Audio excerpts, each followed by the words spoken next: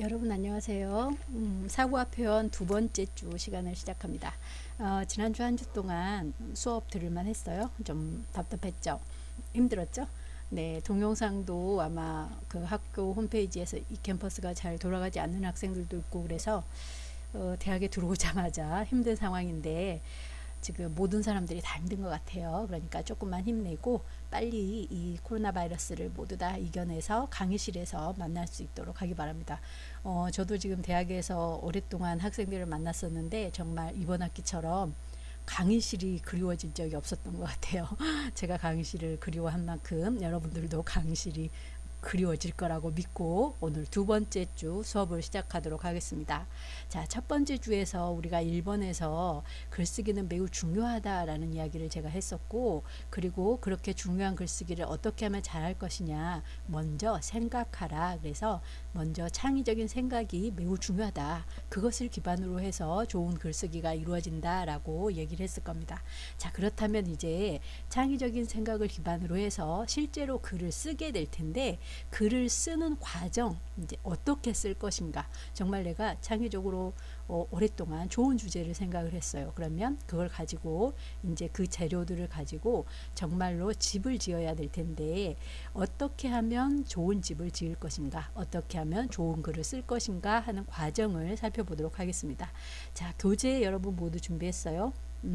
아직 준비 안 한 학생도 있을 수 있는데 걱정하지 마세요. 아직까지는 제가 교재에 있는 내용을 이 PPT 파일에 잘 정리해 두었습니다.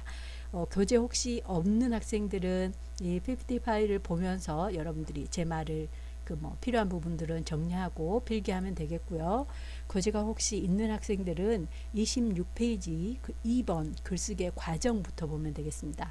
자, 그리고 이 부분은 사실 우리 글쓰기 수업에서 굉장히 중요한 부분입니다.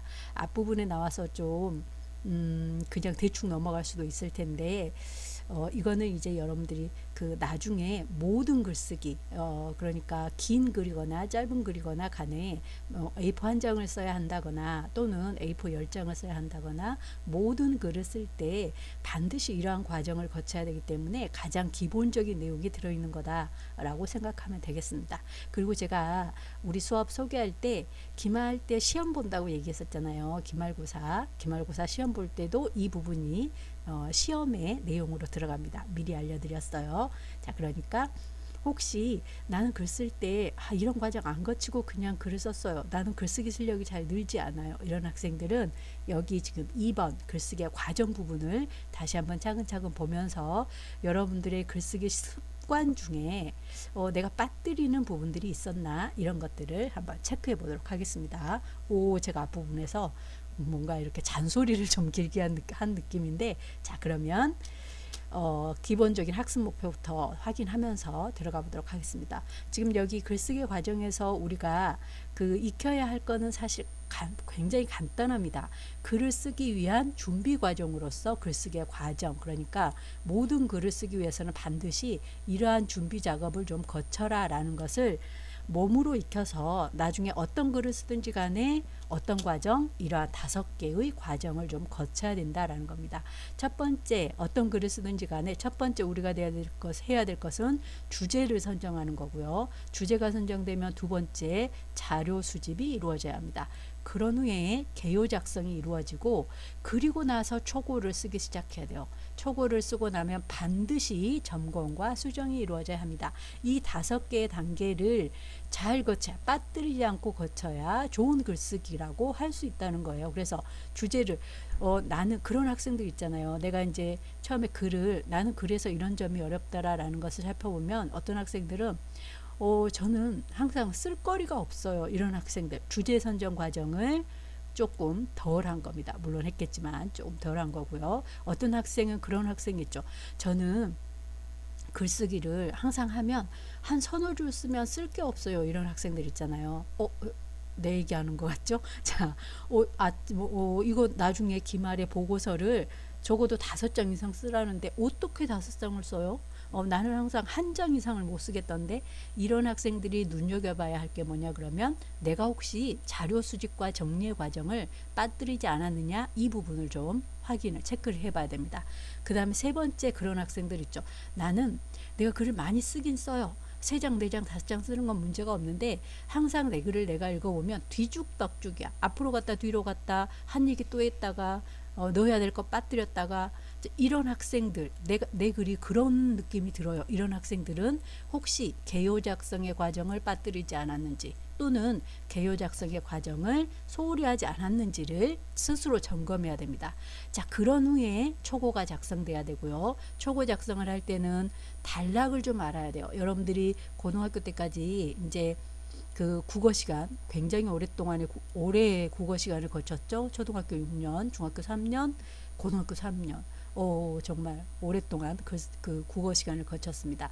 그러면서 이제 많은 거를 나도 모르게 배웠기 때문에 뭐 문장이라든가 아니면 이런 다른 것들이 좀 정리가 돼서 온 학생들이 많은데 그럼에도 불구하고 이 단락이라고 하는 문단이 좀 안 돼 있는 경우들을 많이 볼 수 있습니다. 특히 요즘에는 이제 문단 쓰기로 글을 쓰는 게 아니라 대부분 여러분들이 보면 컴퓨터로 글쓰기를 하면서 문장 단위로 글을 쓰죠. 한 문장 끝나면 엔터 쳐서 내려오고 한 문장 끝나면 엔터 쳐서 내려오고 이러면서 뭔가 문단이 좀 안 맞는 단락이 좀 안 맞는 경우가 있는데 이런 것들 그리고 시작하는 방법 마무리하는 방법 제목 붙이는 방법 이런 것들이 이제 초고 작성에서 하나씩 나오게 될 겁니다. 오늘 이 과정을 다 하지 못해요. 두 번째 주에 이 과정을 다 하지 못하고요. 아마 개요 작성 여기 정도까지 진행하게 될 겁니다. 그래서 나는 그런 학생이죠. 나는 시작만 하면 글이 술술 써지는데 시작이 너무 힘들어요. 그런 학생들은 여기 글을 시작하는 방법을 몇 가지를 좀 여러분들이 알아두었다가 나중에 활용하면 좋고요. 또 그런 학생들이 있죠. 나는 글을 마무리가 안 돼요. 다 썼는데 어떻게 마무리해야 될지 모르겠어요. 이런 학생들은 글을 마무리하는 방법을 몇 가지를 좀 기억해 두기 바랍니다. 그리고 이거 굉장히 중요하죠. 제목을 붙이는 거. 그리고 나서 바로 썼다고 해서 바로 제출하면 안 돼요. 언제나 점검하고 수정한 후에 제출해야 됩니다. 모든 글은. 항상 제가 학생들한테 강조하는 거는 모니터로만 점검하지 말아라. 모니터로만 점검하면 맞춤법 정도는 눈에 보일 수 있어요. 그렇지만 실제로 문장이 잘못됐다거나 내용이 왔다 갔다 한다거나 이런 것들은 눈에 좀 안 보일 수 있습니다. 그래서 그냥 넘어가 버리는 경우가 많아요. 좋은 글이 최종적인 작품이 좋은 글로 나오지 않습니다. 그러니까 항상 프린트해서 차근차근 읽어보면서 어떤 것에 문제가 있느냐, 맞춤법은 틀린 거 없느냐, 띄어쓰기 잘못한 거 없느냐, 문장 틀린 거 없느냐, 단락 잘못된 거 없느냐, 그리고 전체적으로 서론, 본론, 결론이 균형적으로 체계적으로 잘 이루어져 있느냐, 제목은 괜찮으냐, 이런 것들을 전체적으로 수정한 후에 그런 후에 글을 마무리를 끝 하고 마침표를 찍어줘야 됩니다. 자, 이 과정을 전부 다 거쳐야 이 5개 과정을 전부 다 거쳐야 그래야 좋은 글쓰기가 좋은 글이 이루어진다라고 할 수가 있겠습니다. 자, 이 과정 다 거쳐서 지금까지 글쓰기 했었어요. 그런 학생도 있고 안 그런 학생도 있을 텐데 자, 그러면 이제 주제를 선정하는 것부터 자세히 하나씩 자세히 보도록 하겠습니다. 자, 주제 선정. 주제 많이 들어봤죠? 고등학교 국어 시간에 이 글의 주제는 무엇인가 이런 시험 문제 많이 풀었을 겁니다. 자, 그래서 다른 사람이 쓴 글에서 주제를 찾을 때 무엇을 찾았어요? 이 글의 핵심을 찾았잖아요. 그죠? 이 글의 주제는 무엇인가 그러면 이 글을 쓴 사람이 이 글을 통해서 독자에게 무엇을 말하고자 하는 것을 우리가 찾았던 거잖아요. 마찬가지로 이제 반대로 우리가 글을 써야 할 때 내 글의 주제는 어떻게 할 것인가? 그 주제는 무엇인가? 그러면 내가 이 글을 통해서 전체적으로 무엇에 대해서 쓸 것인가? 이것이 바로 내 글의 주제라고 할 수가 있겠습니다. 그래서 내가 한 장짜리의 글을 쓰거나 아니면 3장짜리의 글을 쓰거나 간에 한 장 안에서 또는 3장 안에서 전체적으로 이 글이 무엇에 관한 것이냐? 이것이 바로 주제다라고 할 수가 있겠습니다. 자, 그래서 이제 우리 교재에 보면 27쪽에 주제를 잡을 때 유의해야 될 것 첫 번째 구체적으로 잡아라 이렇게 아주 그러니까 매우 중요한 것만 한 2가지 정도를 이야기하고 있는데 저는 여기에 조금 더 추가해서 추가해서 여러분들이 주제를 정할 때, 지금 우리가 어떤 글을 쓰든지 간에 제일 먼저 해야 될 것이 주제라고 얘기했잖아요. 그러면 이 주제를 정할 때 우리 글쓰기의 시작이라고 할 수 있는데, 그 시작을 어떻게 할 것인가, 어떤 것들을 고려할 것인가, 자, 이것을 먼저 조금 더 자세히 이야기해 보도록 하겠습니다. 자, 우리 교재는 여기부터 빨간색으로 해놓은 여기부터 시작을 하는데, 그 전에 몇 가지 더 추가적으로 제가 설명을 하려고 해요. 자, 첫 번째는 주제를 정할 때 내가 잘 알고 내가 좋아하는 영역으로 들어가는 게 좋습니다. 특히 나중에 이제 어떤 수업에서 교수님이 주제를 완전히 정해주는 경우가 있어요. 그런 경우가 아니라면 조금 주제가 폭넓게 나왔거나 자유롭게 나왔을 때는 내가 잘할 수 있고 내가 좋아하는 영역으로 잡아주는 것이 좋습니다. 왜냐하면 이제 대학에 들어오게 되면 굉장히 긴 글을 써야 하는 경우가 많아요. 특히 학문적인 글로 5장 이상 또는 10장 이상 이렇게 써야 되는 경우가 있는데, 만약에 내가 좋아하지 않는 영역, 내가 잘 모르는 영역에 대해서 글을 쓰잖아요. 나는 컴퓨터 잘 모르는데 컴퓨터의 구조에 관해서 글을 쓰려고 해요. 그러면 5장을 쓰거나 10장을 쓰거나 간에 정말 글쓰기 자체가 곤욕입니다. 너무 힘들어요. 처음부터 끝까지. 그러면 그렇게 힘든 상태에서 좋은 글이 나오지 않습니다. 그러니까 글을 쓰는데 주제를 완전히 정해서 이 주제로만 써라 라고 정해주지 않는 한은 어떤 영역 안에서 잡거나 또는 완전히 자유로울 때는 내가 잘할 수 있고, 내가 10장을 쓰는 동안, 서론에서 결론까지 10장을 쓰는 동안 즐겁게, 정말 공부하면서 즐겁게 쓸 수 있는 그런 영역을 잡아주는 것도 주제에서 우리가 고려해야 될 겁니다. 그 다음에 두 번째는, 자, 이거 1번과 2번이 뭔가 모순되는 것처럼 보일 수 있지만 사실은 1번과 2번을 동시에 고려해서 주제를 잡아야 됩니다. 이거 무슨 얘기냐 그러면, 지금 내가 잘하면서 내가 좋아하는 것이어야 하기도 하지만 내 글을 읽을 사람, 그러니까 예상 독자의 관심과 흥미도 같이 고려해서 주제를 잡아줘야 된다는 겁니다. 물론 나 혼자 즐겁고 나 혼자 잘하는 것일 수도 있겠지만, 그러면 사실 내 글은 독자를 향한 건데 예상 독자가 전혀 관심이 없다거나, 이거 뭐 이미 글로, 내가 책에서 이미 글로 다 나와 있는 건데, 이미 논문으로 여러 번 나와 있어서 내가 다 아는 건데, 예상 독자가 이러면서 뭐 이런 걸 또 썼어? 이러면 내 글이 처음부터 아예 첫 줄부터 읽혀지지 않을 가능성이 있죠. 그래서 내 글이 예상 독자에게 읽혀질 수 있게 한다라고 한다면 이 두 번째 영역도 같이 고려해야 한다 라는 겁니다. 그 다음에 세 번째는 글을 써야 하는 맥락 또는 내가 이 글을 왜 쓸까? 목적도 적절하게 고려해야 됩니다. 자, 이거 대학에 들어와서 이거를 놓치는 학생들이 꽤 있어요. 자, 어떤 수업에서 여러분들이 뭐 민주주의와 뭐 이런 시민의식 이런 수업을 들었다고 합시다. 자, 그러면 이 수업에서 교수님이 분명히 어떠한 목적을 가지고 어떠한 목적으로 보고서, 레포트를 제출하라 라고 과제를 내주었을 겁니다. 그런데 이 목적과 맥락을, 교수님의 목적과 맥락을 전혀 고려하지 않고 주제를 잡아서 글 전체는, 글만 자체로 보았을 때는 레포트로서 굉장히 훌륭한데 주제가 교수님이 의도한 것과 전혀 다른 그런 목적, 그 수업과 전혀 다른 내용의 보고서가 나오는 경우가 있어요. 그러면 그거는 좋은 주제라고 할 수 없습니다. 그래서 우리 교재에 나와 있는 거, 이거 정말 주제를 잡을 때 가장 중요한 거긴 하지만 그 외에도 이러한 것들도 같이 고려를 해주어야 된다 라는 거고, 그리고 이제 여기 마지막에 나와 있는 거, 주제는 항상 최대한 구체적이고 좁게 잡아라 라는 겁니다. 자, 그래서 우리 교재에서는 이거를 1번에 주제를 구체화하라 라고 나와 있는데, 여러분들이 특히 써야 할 그 보고서와 같은, 대학에서의 글쓰기 보고서와 같은 글의 주제들의 경우에 주제를 최대한 구체적이고 좁게 잡아주는 것이 좋습니다. 주제를 넓게 잡잖아요. 그러면 넓게 잡게 되면 기존에 다른 사람들이 이미 했던 이야기를 짜깁기 하다가 끝나버리는 경우가 굉장히 많아요. 내가 새로 하는 이야기가 아니라 다른 사람들의 글과 구별돼서 뭔가 내가 새롭게 나의 창의적인 생각이 들어가는 내 글이 아니라, 그 넓게 잡다 보면 다른 사람이 이미 한 얘기 이만큼, 그 다음에 B가 한 얘기 이만큼, C가 한 얘기 이만큼 짜깁기 하다가 끝내버리는 경우가 굉장히 많다는 겁니다. 그래서 우리가 여기 빨간색으로 되어 있는 가장 중요한 주제를 잡을 때 가장 중요한 거 최대한 구체적이고 좁게 잡아라 라는 것이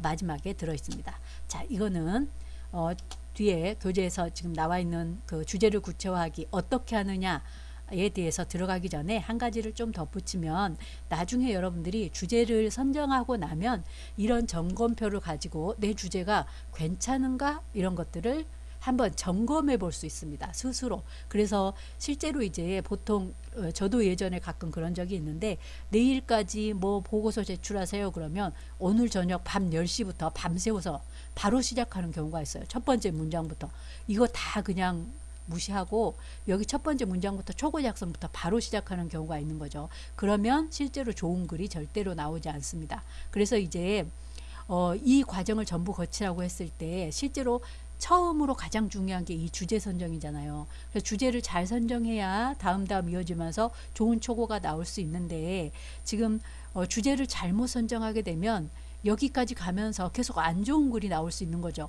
그래서 주제를 선정할 때 지금 여기서 말한 것처럼 이러한 것들을 고려하고, 주제가 선정되면 여러분이 이렇게 점검표를 가지고 내 주제가 이걸로 글을 10장을 써도 괜찮은 주제인가 이런 것들을 확인해 볼 수 있다는 겁니다. 그래서 제가 참고사항으로 여기 넣어둔 거예요. 첫 번째, 목적과 독자를 설정했을 때 내가 이거를 확인했냐, 확인한 주제인가, 그 다음에 예상 독자에 대해서 내가 분석하고 이것을 내가 잡은 주제인가, 그 다음에 목적과 예상 독자의 이러한 것들을 반영하면서 내가 잡은 주제인가, 이러한 것들을 스스로 좀 점검해 보는 그런 점검표를 여러분들이 마련해서 한번 점검해 봐도 된다는 겁니다. 이거는 따로 설명하지 않고 참고사항으로 넣어둔 거기 때문에 여러분들이 나중에 주제를 잡아서 한번 점검표처럼 활용해 보기 바라고요. 바로 뒤에 주제를 구체화하기로 넘어가도록 하겠습니다. 자, 그러면 제가 주제를 잡을 때 가장 중요한 게 지금 여기 있는 주제를 최대한 구체적이고 좁게 잡아라, 구체적으로 잡아라, 이게 가장 중요하다라고 얘기를 했는데, 어떻게 하라는 건가 라는 질문이 있을 수 있죠. 나는 주제 잡는 것도 힘든데 주제를 구체적으로 잡으라니 이게 무슨 얘기인지 모르겠다 라는 생각이 들 수도 있을 텐데, 자, 이거 어떻게 하는 건지 방법을 보도록 하겠습니다. 자, 일단 여기 지금 주제는 넓은 주제와 좁은 주제 이렇게 둘로 나누고 있죠. 그죠? 그래서 주제를 구체적으로 잡아라, 이거는 이 좁은 주제로 가라 라는 이야기입니다. 가끔 그런 학생들이 있어요. 자, 여기 지금 넓은 주제라고 해서 주제라는 단어를 쓰고 있긴 하지만 사실은 주제라기보다는 이거는 범위를 이야기하는 겁니다. 그래서 교수님이 어떤 수업에서 교수님이 한류에 대한 보고서를 써서 제출하세요 라고 했습니다. 자, 그러면 그런 학생들이 있습니다. 주제는 교수님이 주셨어요. 한류래요, 주제는. 자, 이거는 교수님이 주신 넓은 주제고 내 글의 주제는 아닙니다. 내가 써야 할 글의 주제는 아니에요. 한류라는 범위 내에서 내가 구체적으로 무엇을 쓸 건지를 구체화해서 그것을 잡아줘야 내 글의 주제가 된다는 겁니다. 이거는 절대로 내 글의 주제가 아닌 겁니다. 그냥 한류라는 범위를 준 거예요. 범위. 그래서 한류의 범위에서 보고서를 써서 제출하세요 라고 한다면 이 한류라는 넓은 범위를 다시 다각적으로 생각해야 됩니다. 다각적으로. 그래서 내가 한류 중에서 잘할 수 있는 게 뭔가, 나의 관심사는 무언가, 그리고 내가 이렇게 주제를 잡아서 글을 썼을 때 독자들은 흥미로워할 것인가, 이런 것들을 생각하면서 다각적으로 생각해서 주제를 좁혀가야 된다는 겁니다. 그래서 한류이지만 세상에 지금 모든 한류는 다 쓸 수 있는 건 아니잖아요. 그러니까 나는 한류 중에서 문화 한류에 대해서 써봐야겠어. 문화적인 현상에 대해서 써봐야겠어. 나는 한류의 중에서도 한식 한류, K푸드라고 하는 한식 한류의 세계화에 대해서 알아봐야겠어. 또는 나는 한류가 우리나라 국가 이미지와 어떻게 올려주었는지를 한번, BTS가 우리나라 국가 이미지를 어떻게 많이 올렸는지, 우리나라 인지도를 어떻게 올리고 있는지를 한번 알아봐야겠어. 또는 나는 이 한류가 경제와 어떤 관계에 있는지도 알아봐야겠어. 자, 이런 식으로 각자 조금 더 분류해서 더 나누어서 나갈 수 있겠죠. 이렇게 더 나누어서 나가는 것이 주제를 구체화하는 과정이고, 그래서 이 구체화는 더 작게 여기 지금 이런 경우도 이거보다 더 작게 들어갈 수 있죠. 한식 세계화 중에서도 한식 중에서도 면류만 다룰 수도 있고, 또는 그 뭐죠? 라면, 라면과 같은 이런 식으로 더 작게 들어갈 수도 있고, 또는 고추장, 쌈장이 요즘에 그 우리나라 소스 중에서도 굉장히 인기래. 그렇다면 나는 한식의 소스류에 대해서만 쓸 수도 있는 거고, 더 작게 들어갈 수 있습니다. 그렇게 들어가서 좁은 내 글의 주제를 잡을 수 있어야 한다. 그래야 내 글의 주제가 만들어지는 거다라고 할 수 있다는 겁니다. 그러니까 절대로 넓게 잡아서는 안 된다는 겁니다. 이렇게 잡으면 한류에 대한 기존의 내용들, 신문에 나왔던 이야기, 어디 잡지에 나왔던 이야기, 아니면 어디 무슨 영어 그 뉴스나 이런 데서 나왔던 이야기, 이런 것들을 그냥 짜깁기 하다가 그러니까 최근에 한류가 굉장하다 이렇게 끝내버릴 가능성이 있는 거죠. 이거는 절대로 좋은 글, 나의 글이라고 할 수가 없습니다. 그래서 항상 주제를 구체화하는 것, 이게 먼저 이루어져야 한다라는 겁니다. 자, 교재에 있는 것 외에도 이런 식으로도 볼 수 있는 거죠. 환경오염에 대해서 글을 쓰세요 라고 하면 이건 지금 넓은 주제입니다. 그죠? 이거는 아까 제가 얘기한 것처럼 그냥 범위를 준 거예요. 환경오염에 대한 보고서를 쓰세요 라고 범위를 준 겁니다. 그러면 교수님이 그냥 주제를 환경오염이라고 했어 라고 하면 안 되고, 다시 쪼개고 들어가서 내 글의 주제가 아주 구체적으로 잡혀야 된다. 그래서 환경오염 중에서도 대기오염도 있을 거고, 수질오염도 있을 거고, 토양오염도 있을 건데, 나는 그 중에서 수질오염에 대해서 한번 해봐야겠어. 자, 그리고 수질오염도 한강의 오염, 아니면 남해안과 같은 바다의 오염 다양하게 있을 텐데, 그 중에서 나는 우리 집 앞에 있는 중랑천 오염에 대해서 얘기해 봐야겠어. 그리고 또 중랑천의 오염 중에서도 여러 가지 문제가 있을 텐데, 그 중에서 나는 중랑천 부근에 있는 조그마한 공장들의 폐수가 좀 문제인 것 같아. 그러면 공장 폐수 오염에 대해서 얘기해 봐야겠어. 또 다시 더 구체적으로 들어가서 중랑천의 공장 폐수 중에서도 염색 공장의 폐수가 좀 문제가 많은 것 같아. 그러면 염색 폐수 오염으로 더 작게 들어갈 수 있습니다. 그리고 이거 또 더 들어갈 수 있어요. 더 구체화할 수 있습니다. 중랑천의 염색 폐수를 어떻게 줄일 수 있을 것인가에 대해서 내가 대책을 세우는 보고서로 가봐야겠다. 그리고 그 대책 중에서 전자빔을 이용해서 중랑천의 염색 폐수 저감 대책을 마련하는 글을 써봐야겠다. 이런 식으로 매우 구체적으로 들어가면 이때서야 창의적인 나만의 글, 내가 말할 수 있는 글의 주제가 잡힐 수 있는 거다. 그래서 우리 교재에 나와 있는 것처럼 이렇게 지금 이렇게만 볼 수도 있지만, 아까 제가 얘기한 것처럼 여기에서 더 작게 들어가거나, 또는 여기에서 보여주는 것처럼 계속해서 더 구체화 과정을 통해서 정말로 내가 말하고자 하는 것을 매우 구체적으로, 매우 좁게, 이렇게 하면 정말 처음에 환경오염 이러면 너무나 환경오염 뭘 써야 되지? 이렇지만 사실 이렇게 구체화하다 보면 이제 어떤 걸 써야 할지, 어떤 순서대로 써야 할지를 말할 수 있게 되죠. 그죠? 조금 이제 감이 오죠. 자, 이런 식으로 쓸 수가 있다는 겁니다. 주제를 구체화하게 되면 그 다음에 잊어버리지 말아야 될 게 뭐냐 그러면, 주제를 명확하게 드러낼 주제문을 먼저 작성해 봐라 라는 겁니다. 이거 지금 제가 기말고사에 가끔 주제문까지 이렇게 쓰게 하는 그런 시험 문제를 내기도 하는데, 주제문을 제가 아무리 얘기를 해도 여전히 주제와 주제문을 혼동하는 학생들이 꽤 있더라고요. 자, 주제는 우리가 앞에서 봤던 것처럼 무엇에 대해서 쓸 것인가를 간단하게 명사 또는 명사형으로 작성한 것이 주제라고 할 수 있습니다. 주제문은 뭐냐 그러면, 내가 무엇을 쓸 것인가를, 그러니까 주제를 명확하게 한 문장으로 만든 것이 바로 주제문입니다. 자, 그러니까 앞에서 우리가 했던 과정을 다시 한번 봅시다. 자, 넓은 주제가 한류라고 한다면 내가 구체화해서 좁은 주제를 문화 한류의 현황과 전망이라고 잡았어요. 자, 이것이 이 좁은 것이 구체화된 것이 내 글의 주제입니다. 그러면 이거는 지금 명사나 명사구의 형식을 가지고 있죠. 문장이 아니잖아요. 그죠? 문장이 아니기 때문에 주제문이 아니라 그냥 주제입니다. 주제. 자, 이 주제를 가지고 주제문을 만들어 보라고 하는 거는, 자, 이렇게 주제를 만들어도 어떤 순서로 무엇을 쓸 것인지가 약간 덜 구체화된 느낌이 들죠.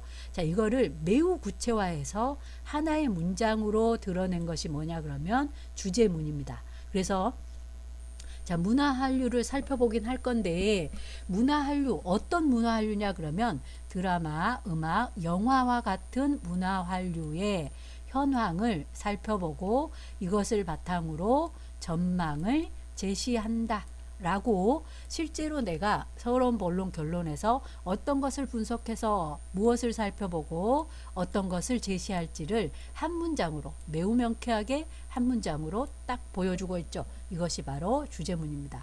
자, 이거 드라마, 음악, 영화도 사실 좀 너무 분석 대상이 너무 커요. 그러니까 이것도 그냥 드라마, 음악은 조금 다른 분야니까 약간 드라마와 영화를 묶어주는 것도 괜찮겠죠. 그래서 드라마, 영화 등의 문화한류의 현황을 살펴보고 이 분석을 바탕으로 문화한류의 전망을 제시한다. 이렇게도 괜찮겠죠. 자, 이렇게 만든 것이 바로 주제문입니다. 자, 하나 더 볼까요? 자, 이 학생은 한류라는 넓은 주제를 구체화해서 좁은 주제로 어떻게 갔느냐 그러면, 나는 한류 중에서도 한식의 세계화를 살펴볼 거야 라고 주제를 구체화했습니다. 그죠? 좁은 주제로 잡았어요. 이거는 지금 한식의 세계화 현안 및 발전 방안. 자, 이거는 주제예요. 주제 문장이 아닙니다. 그죠? 센텐스가 아니잖아요. 문장이 아닙니다. 자, 이 주제문은 이 주제를 구체적으로 어떻게 글에서 밝힐 것인가를 하나의 문장으로 밝혀놓는 겁니다. 그래서 한식의 세계화를 내가 현황을 살펴볼 건데, 무엇을 대상으로 해서 한식의 세계화 현황을 분석할 거냐 그러면 비빔밥을 가지고 할 겁니다. 그래서 비빔밥의 세계화 현황을 바탕으로 이것을 분석해서 한식의 세계화 방안을 마련해 보겠다라고 주제문을 작성하고 있습니다. 그래서 이렇게 자, 넓은 주제를 좁은 주제로 구체화하면 그 다음에 해야 될 거는 주제문을 쓰는 거다. 자, 주제문을 쓰는 이유는 뭘까요? 주제문을 쓰는 이유. 자, 주제문을 먼저 쓰는 이유는 우리가 이 주제를 가지고 어떤 것들을 분석해서 어떤 방향으로 글을 작성할 것인지를 조금 더 구체적으로 한 문장으로 볼 수 있기 때문입니다. 이렇게 주제문을 작성해 놓고 글을 쓰잖아요. 그러면 필요 없는, 내가 비빔밥을 세계화 현황을 쓴다고 했는데 비빔밥 말고 갑자기 소스류가 들어오거나 이런 문제가 없다는 거죠. 그러니까 글이 왔다 갔다 할 필요가 없다는 겁니다. 그래서 주제문을 이렇게 미리 작성해 두면 여러분의 글이 서론, 본론, 결론이 굉장히 유기적으로, 체계적으로 잘 연결될 수 있다. 중간에 필요 없는 것들이 들어가서 글이 전체적으로 혼란스럽거나 지저분해지는 그런 문제를 해결할 수 있습니다. 그래서 두 번째 우리가 해야 될 일, 주제문을 작성하는 거다. 주제에서, 그러니까 우리가 주제에서 해야 될 것, 첫 번째, 주제를 구체적으로 좁게 잡는다. 두 번째, 그렇게 좁게 잡히면 주제문을 작성한다 라고 할 수가 있겠습니다. 제가 여기에 참고로 주제를 정할 때 더 생각해 둘 거는 참고사항으로 이렇게 넣어 두었는데요. 뭐 논술적인 성격의 글이냐, 설명적인 성격의 글이냐, 또는 창조적인 성격의 글이냐에 따라서도 또 주제를 조금 더 생각해 보라인데, 이거는 앞에서 제가 여기 주제문에서 주제를 잡을 때 글을 써야 하는 맥락이나 목적이나 상황을 적절하게 고려하라고 얘기했잖아요. 이거를 조금 더 구체적으로 보여주는 거다라고 생각하면 되겠습니다. 그래서 만약에 논증적인 글일 경우, 그러니까 레포트와 같은 보고서와 같은 레포트, 또는 여러분이 졸업할 때 쓰는 졸업 논문, 이런 것들은 자, 주제를 잡을 때 이런 것들을 조금 더 고려하라 라는 거고, 설명적인 글을 쓸 때는 이런 것들을 조금 더 고려하라 라는 거고, 창조적인 성격의 글을 쓸 때는 이런 것들을 조금 더 고려하라 라는 겁니다. 시간이 자, 이것까지 이것까지 설명을 할까요? 첫 번째 동영상에서. 자, 논증적인 성격의 글은 레포트나 소논문이나 아니면 나중에 여러분들이 졸업 논문을 쓸 때 주제를 잡을 때 고려하면 되는 건데요. 자, 이거는 창의적인 주장이 들어가는 그런 그 주제인가 이거 꼭 봐야 됩니다. 뒤에 우리 끝나면 이거 3번에서 학술적인 글쓰기 할 텐데 그때 제가 다시 한번 얘기할 거예요. 이미 지구는 둥글다와 같이 이미 다른 사람이 다 밝혀진 것 이거를 주제로 잡을 필요는 없다는 겁니다. 그 다음에 기존의 주장을 극복할 만한 논거가 있는가. 만약에 나는 기존의 A라는 사람이 자, 지구는 네모다라는 것을 네모다라고 이야기를 했어요. 그러면 나는 이거에 반해서 지구는 둥글다라고 주장하려고 해요. 그러면 이거에 반한 주장을 하는 건데 그렇게 하기 위해서는 근거가 제대로 있어야 된다는 겁니다. 그래서 논거가 제대로 있는가 이런 것들도 내가 이거를 증명하기 위한 논거를 찾아낼 수 있는가 그런 주제인가 이것도 봐야 된다는 거죠. 그리고 새로운 주장이 논의의 가치가 있는가 학술적인 가치가 있는가 이런 것들을 고려해서 처음부터 주제를 잡아라라는 거고 설명적인 성격의 글은 설명할 대상이 구체적으로 내가 설명이 가능한가 그 다음에 설명할 대상을 단계적으로 제시할 수 있는가 이해를 돕기 위한 풍부한 자료나 예시 같은 것을 내가 구할 수 있겠는가 이런 것들을 같이 고려하면서 해주면 좋습니다. 그 다음에 창조적인 글에서는 대상의 본질을 내가 다룰 수 있을 것인지 그리고 독자들에게 새로운 시각을 제공할 수 있을 것인지 감동과 가치를 그러니까 감동을 줄 수 있고 가치를 추구하는 것을 우리가 해줄 수 있는 것인지 자 이런 것들을 같이 고려하면서 주제를 잡아주면 좋겠습니다.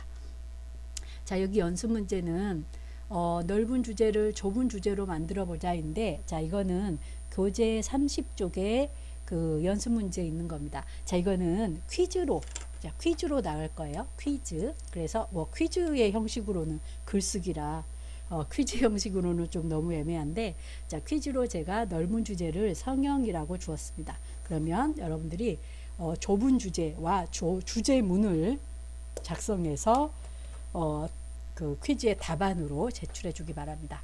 자 여기까지 첫 번째 의 동영상을 일단 끊어서 가도록 하고요. 두 번째로 나왔던 자료 수집 및 정리는 두 번째 동영상에서 보도록 하겠습니다.